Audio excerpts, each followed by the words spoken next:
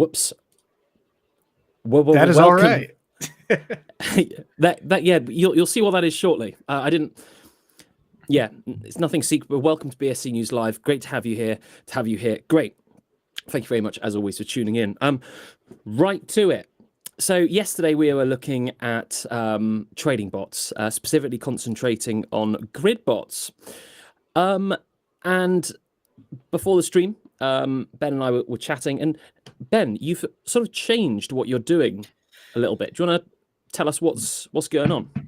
Yeah, I changed it very quickly.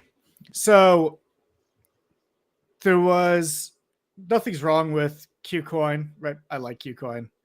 I found that the way their grid bots worked was kind of like problematic for me for like the purpose of me using them, which I'm looking to generate cash flow essentially. And the way they work is as you like earn that trading revenue, it just lives within the balance of the bot as almost like a singular profit or loss. And the only way to access it is by turning the bot off and then getting all of your funds out and closing all your positions. So for me, that didn't make a lot of sense because if this bot can run for 2 or 3 months straight because the spread is, good size, I don't want to wait 3 months to access whatever my earnings are. I want to be pulling those out. I could potentially start new bots. I could do whatever with it. So that didn't really work. So I went back to 3 Commas, which is a platform that I had used in the past. And you use it kind of APIs into your exchanges. And I set up grid bots on there, and they're performing well so far. So you can see in about 13 hours, this bot has produced 0.5% profit. Nice. Would you be able to, squish your screen a little bit just so it appears bigger on the screen? Sorry, on the stream. Sorry. Thank you. Oh, perfect. Okay. Nice. Thank you. Yeah. So, this Ethereum one I started at the same time as 0.18% in about 13 hours. Really good return on these. What's also really interesting about how these 2 grid bots work differently. On Qcoin, it starts by making a big purchase, and then it sets, all those sell orders above it and buy orders below it. 3 Commas, though, doesn't make that initial big purchase. It makes a little purchase and just has a few sell orders above, and then loads of buy orders below. That's good. Okay. Which, at least in the short term, is good given that the market's been going down because you're not making that big purchase and then watching your value drop. Yeah. Now, if the market went up right away, that would be different. And you would be like, man, I wish I had made a whole bunch of big purchases. But it essentially trails up. So the entire spread is going to trail up with the market as it goes.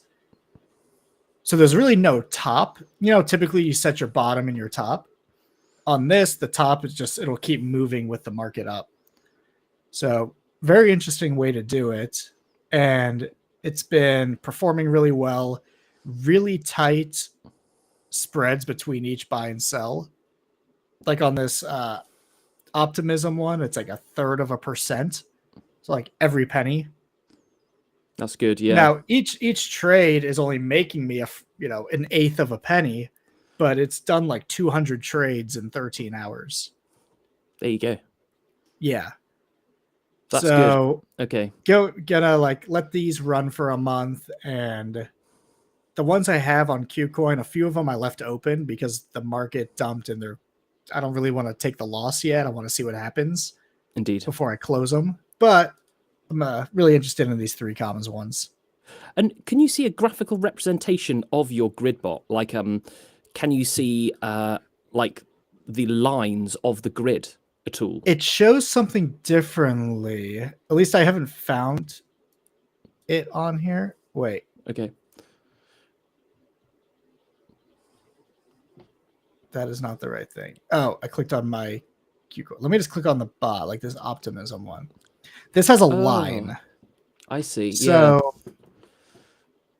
it shows where the buys and sells will be. I don't know why it's. I guess there just aren't any sell orders above here, or maybe it just doesn't show them all. So it's got a trailing up, so I assume that it'll just keep on adding sell orders above, just forever. Yeah, until you run out of money. Yeah, I suppose. And I guess it's important to keep in mind. No, because I opened at 221. It's currently 204. So, we'll see how it goes. Everything, like, I wish it showed that graph. And actually, I'm about to make my screen wider here because it's easier to use. But if I were to open a new one, let's say, let's just pick a random thing. I'll just leave it at that. Then you can see these initial orders here. So these are the ones it starts to open with. Yeah. And like, it doesn't go below this. Now, obviously they would be below this because this would do 100 levels every 0.3%, or one level every 0.3% for 100 levels. Yeah. And it goes all the way down to 14,000. So it's like every $70 on Bitcoin, I think, something like that. So very high frequency on this. No, that's good. And there's obviously a discrepancy every day of $70 at least. Just kind of pick. You're good. So one thing I noticed was when I was looking at the optimism chart, there was like a red candle, and then it all came back up. So I think I bought like 30 times in a very short period of time, and then I'm finding this very interesting, as you can tell. It's good. And another good thing about grid bots, I'm just going to quickly share my screen. You can use them to easily lower your entry price for a buy, or you can essentially just set up sells. So you don't necessarily need to have both sell and buy orders above and below. So for example, Ben was using three, I don't want to say three arrows. What was it? Three commas. 3 commas. And I'm using one called BitsGap, which again is a sort of an API. It uses an API to connect to the exchanges. And what you can do, put your low price and high price in. For example, if you thought Bitcoin was going to go down to, say, 4,000, you could put your low price as 4,000 and your high price as the current price. Let's just say 20,000. So what it can do, it can essentially dollar cost average. So all those green lines now would be your buys. And obviously, let's put the number of buys up to say 40. So as you'd go down in price, you'd buy. Obviously, there's no sell orders either. However, if you wanted to get rid of your Bitcoin and you're just interested in selling, but didn't want to manually do all that, you could do the reverse. So you could put your low price as, say, 20,000, and your high price, say, you think it's going to reach an all-time high of 80,000. You can set it up so it'll sell up until $80,000, which is quite useful. Essentially, it'll just place 40 sell orders at these levels, and there you go. So not only can you use it for taking advantage of volatility, but you can set it up so you can just place a load of buy orders or a load of sell orders if you don't want to do the classic catching the volatility sort of thing. Indeed. Great. Yeah. So like 3 commas actually has a dollar cost average buy bot where I think you can do that. You could just basically set it up, and I could just say, take $1,000 and buy every 1% or 3% or 1/3% between here and 15,000 if it makes it or something. That's good. Do you use dollar cost average bots at all? Or no. Any other types of No, okay. I used to. I use the dollar cost average trading bots where we talked about yesterday, where they lower your entry price and lower that sale price to make that profit. Um, but if I would have done that with these, I'd already be kind of stuck sitting there, and I would need to probably get quite a bit higher, right? Because if you start them and then there's a 10% drop like there was, I'm not making any money for a while. I'd be stuck Exactly. already. So Mm. that's why it's good to see these just keep kind of churning out trades. Yeah, well, fingers crossed it keeps working. And obviously, Hopefully. listeners and things, we will keep you updated with how it goes. Anyway, moving on. So Silvergate announced yesterday. Actually, I'll share this. We'll share my screen just so you can get it all the news from the horse's mouth. And you can't actually see what the notice is at the very top. But it says, effective immediately, Silvergate Bank has made a risk-based decision to discontinue the Silvergate Exchange Network, SEN. All other deposit-related services remain operational. So from reading that, it reads like their exchange is not working, but deposit-related services remain operational. So I'm not sure if that means that you can withdraw and deposit money there still. Does that make sense to you, Ben? Not really, because I thought they were just going out of business and they were That's what I thought. liquidating. So Hmm. maybe it does just mean you're able to withdraw funds. Hopefully. And yeah, hopefully. And there's Yeah. actually another bank. I don't know if you saw the news, Silicon Valley Bank. No. This is not a crypto bank, but Okay. they are having the same problem, I guess. Like they're going out of business.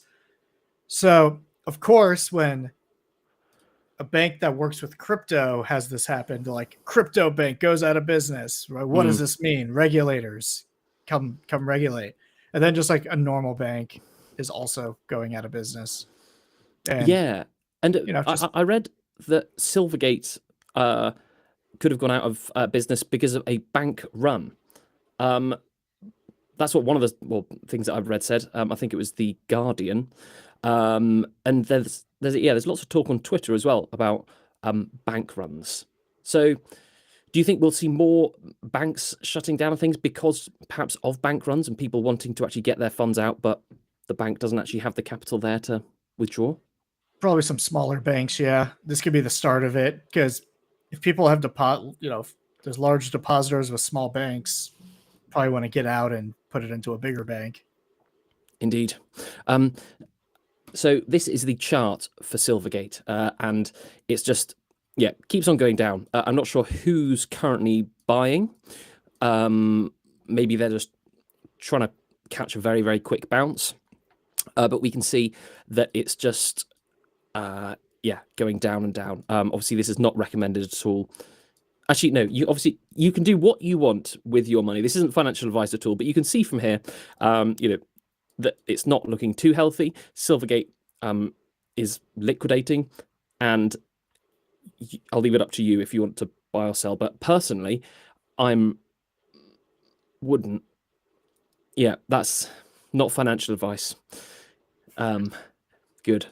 On to something a little bit different now. So, Bloomberg have reported that crypto bros in 2022 that bought Rolexes and, flashy timepieces, luxury items, are now having to sell them to essentially get their money back or heal losses. And what we can see as well is there's this index called the Subdial 50, which tracks the most popular 50 luxury watches over time. Unfortunately, it only does 12 months, but we can see that at the start, 12th of March, so a year ago, an average luxury watch from these 50, we'll just see what they are in a moment, was around 44,000. This is in pounds, so around, let's just stick in pounds just to make it easier, £44,000. And now it is only around 30. So obviously, it's decreased quite a lot by about 33.33%. And these are the ones that it tracks, lots of different Rolexes, a lot of Patek Philippe's, and lots of in between. And a lot of people are attributing that to crypto bros, as the media likes to call them, having to sell their luxury watches, which is interesting. And they've also got different indexes here, purely of, say, Rolex prices, Patek Philippe, that sort of thing. But the main one, news sources use is the Subdial 50, an average of luxury watch prices, which I think, yeah, reasonably interesting. Yeah, there you go. Another bit of news as well that's come out. KuCoin, I think we mentioned earlier in the week, are being sued. And more information has come out that says the New York Attorney General says that Ethereum is a security in the KuCoin lawsuit. So a little bit more information. So KuCoin failed to register as a broker dealer, lawsuit claims. New York Attorney General says second largest token Ethereum is a security. I think in America and the Fed, this whole talk of securities, it's a big thing over there. What is a security? What isn't a security? Obviously, XRP, that's a big focus on, is it a security or not? But I'm not exactly sure what a security is. Ben, over to you. Yeah, I mean, I think simply put, it's just like an investment contract. I think that's like the easiest. If you were to probably look at the definition, I think it has to do with just being an investment contract where you exchange money for the proceeds, the future proceeds in something, right? That's the contract part. I think they're going to have a hard time making the case that Ethereum is a security, but doesn't mean they can't make the lawsuit. And eventually it'll go in front of a judge and, two sides will make their case.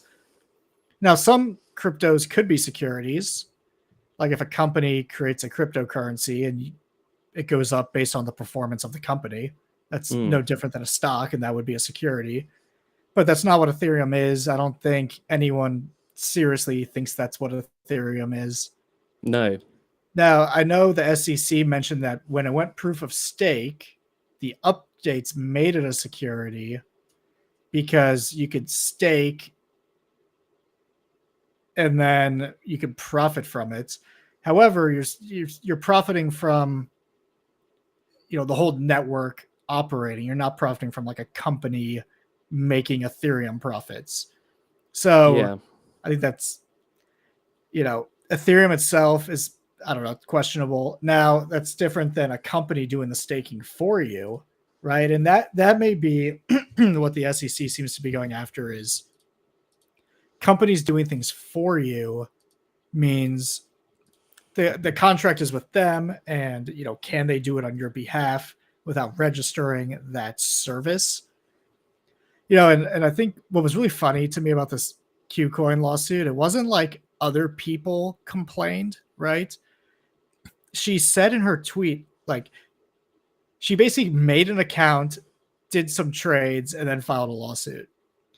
Because it wasn't like on behalf of anyone. It was like, I'm a New York resident. If I can just go make an account and trade these things, then like I shouldn't be able to because they didn't register with us. So then she just like went ahead and made an account and was like, I was able to do trades and I'm a New York resident, and therefore they broke the law. Which honestly, KuCoin has always baffled me because you could trade with an anonymous account there. Oh, and you can trade, like, as an American, you could trade futures on KuCoin without providing a driver's license. Oh. So I've always wondered when the lawsuit will come. They just never, I never understood it, to be honest.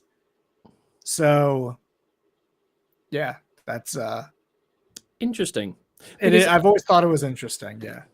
I've got a KuCoin account, and I'm pretty sure that I need to provide KYC. I've never used leverage or futures at all on KuCoin.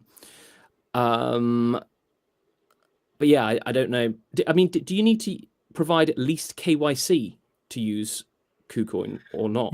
Maybe they require it now for new signups. Okay. Or maybe limited access if you don't provide it. But even just to trade crypto, they should, think about how every other exchange works. Like literally every other exchange that you can think of. Binance US, Crypto.com, Binance, whoever, they KYC basically to do anything. Yeah. And that's obviously the conservative approach to regulation. KuCoin, I think, had a less conservative approach on this. Yeah. Very interesting. Yeah, I'm going to look more into that and have more sort of stuff for next week. Because, I haven't used KuCoin in a long time. I mean, I mostly use DeFi, some bits on Binance. However, I mostly just use it for on and off ramp. But other random exchanges that I've used are, KuCoin, Gate, LBank. That is an interesting exchange. It's incredibly small. It's Chinese. I tried to get support there because I couldn't withdraw, and the support was just speaking Chinese to me. And I thought my money was gone forever, but then it sorted itself out. Good. And I was like typing English letters to them, and they were typing Chinese letters back at me, and mayhem. LBank. Yeah. Anyway, moving on. Bit of proof of reserves and on-chain data. So we looked, I think, last week and a couple of times before, beginning of this week. There is a pattern to on-chain data if it's the weekend, and nothing out of the ordinary is there at all. However, on the BSC.news website, if you go to the top, tools, and then proof of reserves, you can see a number of the different proof of reserves. So we've got Binance, Bitfinex, Bad Boys, Crypto.com, Huobi, Deribit, and CoinDCX. If we click on one as well, it comes up with some very useful information. Sort of all their official links, where they're registered, Cayman Islands, classic, and various other information there as well. So how their tokens are allocated, that sort of thing. So please do check it out if you're wondering about on-chain data, proof of reserves and things. And what we can see as well, which is quite useful, 2 seconds. If you use Binance, look at that proof of reserves, $60 billion. That's, I always think it's 60 billion US dollars. It's just an insane amount of money. Right. A question, Ben. Do you think, if there's like a group of 5 people inside Binance, would it be possible for them just to take the money? Or do you think like the seed phrases to their hard wallets are, literally not owned, but locked with a key from CZ in his pocket? Do you think it's in any way possible for some random just to? Well, I'm sure they're multi-sig also. Oh, big time. Yeah. No. Yeah, like it's interesting. We know how this stuff works, and so the fact that they might have $10 billion in a single wallet, just like if someone steals it, like if a North Korean hacker group stole it, you're not getting it back. No. But if you remember, they had an exploit in 2020 or 2019. Okay. And they used their SAFU fund to cover it. It was a couple $100 million, I think. That's nothing. Yeah. So I also wonder how many wallets they have, and I think on that page it might show the wallets if you dig into the details. 2 seconds. So I was looking earlier, and I think it says the number of wallets was 56. Oh, look. Yeah, so it's got all the wallets. Here we are. Blimey. Yeah, so BSC.news and then the tools proof of reserves, and then click on an exchange, and it shows you how much they've got in each wallet. 56 wallets, and there's a lot of tokens there. Wow. Actually, if we look at the most a wallet has, 16 billion in this one. So should we just quickly go on? Oh, hold on. BSC. You go on like I would say you could go on DBank and pull up that wallet. Yeah, I'm just gonna need to stop sharing it a second, just while because otherwise copy and paste sort of does this weird thing. Right,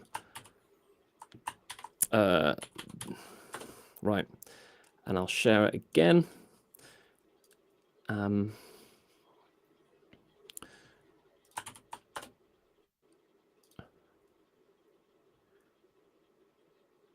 Okay.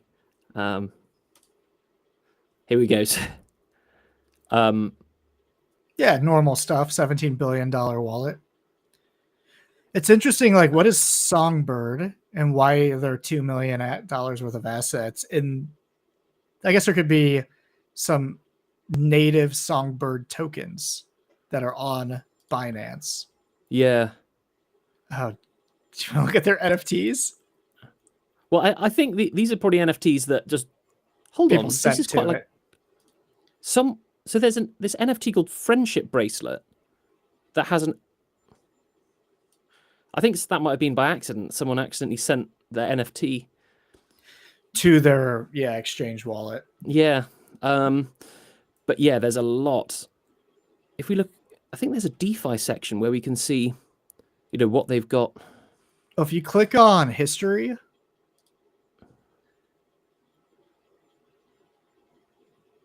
yeah, I think a lot of these tokens will be just random hacky ones, but we can see they've received a bit of alpaca.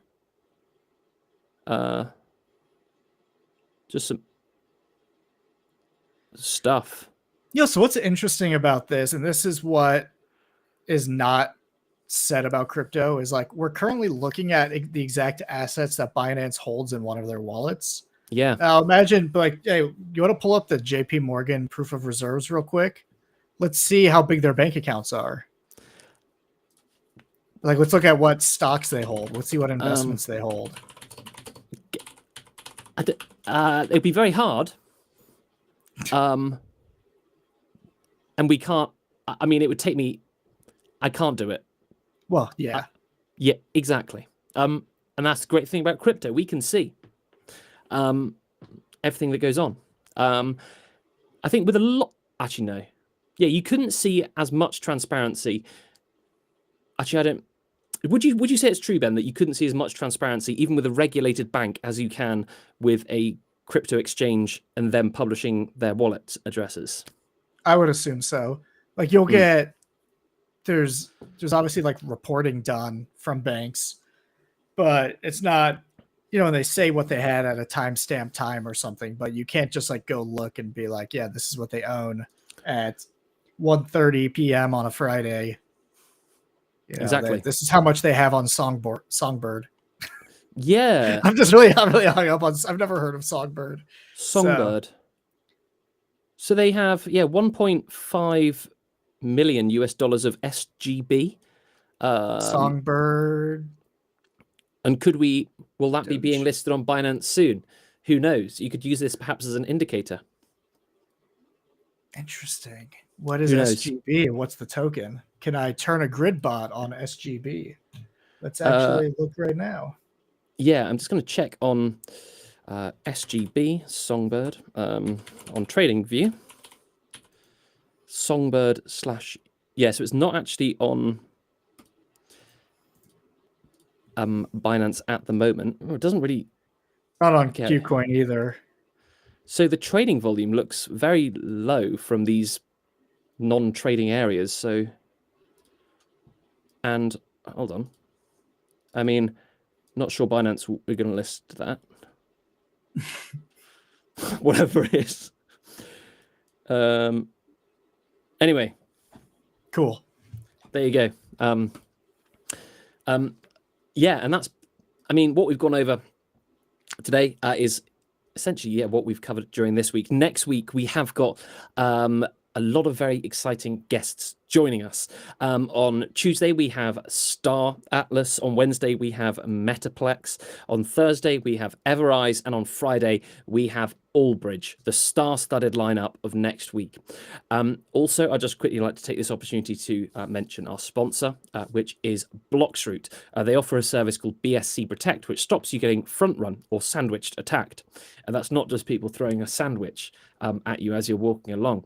You might have seen perhaps on a decentralized, a DeFi trade tracker type thing, like KuCoin or Dex tools, that a trade, perhaps your trade, has a large buy and sell or a sell and buy at either side of it. And what's that? That is called a sandwich attack or a front running attack. It'll make you use the worst possible slippage or the maximum possible slippage and get you the worst price if you use the wrong slippage. It also drains liquidity from the pool or the liquidity pair. However, to mitigate that, all you need to do is scan this QR code, which is down there. It'll take you to a setup page where you can install the RPC URL for your Metabask completely free. And to be honest, I think it's a no-brainer. I personally use this to just stop getting front run, because it can be a real pain if it happens. Alternatively, what you can do, you can navigate to bsc.news. I'll just quickly share my screen to show you what I'm talking about. And if you go on tools, up there, RPC list, the top one on BNB chain, Blocktroop, all you need to do is click add to MetaMask, bish, bosh, bam, and it's done. So easy stuff. Anyway, that's all personally I have for this stream. Nice and short and sweet. It's a Friday night, Friday lunch. Go out and have a great weekend. Party it up, live your life. I know Rihanna is this weekend. I'm meeting her later. Joke. Anything you'd like to add, Ben, before we say weekend ahoy? No, I'm really just looking forward to all these guests next week. It's going to be good. I'm really looking forward to it, and also really looking forward to seeing how your grid bot does. I am as well. Hopefully it's a volatile weekend. Yeah, I know. Rihanna will be talking about your grid bot. Anyway, she will. Yeah, she wrote a song about it just for this show. Under my grid botella. Yep. Have a great weekend, everyone. Thank you very much, as always, for tuning in. Tim747, what do you think about fallback SIVB? I don't actually know what that means, sorry. Fallback SIVB. Oh, let me look at this. Fallback SIVB.